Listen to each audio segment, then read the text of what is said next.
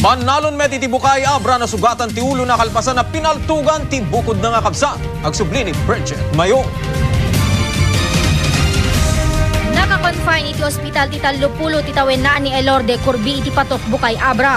Gapo ti sugat iti mugi nga sinagaba na kalpasan na pinaltugan ni Suna ti kabsat na ni Ferdinand Corbi. Nabati pay layang ti buli iti muging na.